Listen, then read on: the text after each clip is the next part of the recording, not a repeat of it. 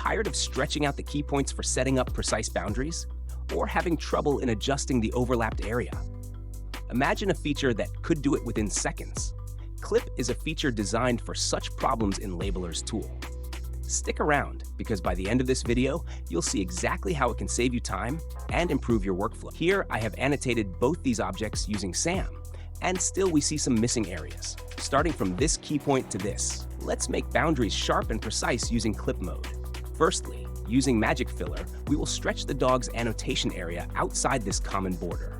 Clearly, we see the overlapping region. Now, simply activate the polygon we want to use clip mode on, the dog in this case. And turn on the clip button from here, then press S. See how accurately and quickly we have solved the problem. Now you might be wondering, where can I use this? The possibilities are endless. In medical imaging, segmenting organs or tumors with pinpoint accuracy. For autonomous driving, it's perfect for cleanly segmenting pedestrians, cars, or road signs. In agriculture, segmenting healthy and diseased crops, no mix-ups, just clear data for farmers. Even in retail, segmenting products on a shelf becomes effortless. Labellerr's clip feature is flexible enough to handle complexities in data from different industries.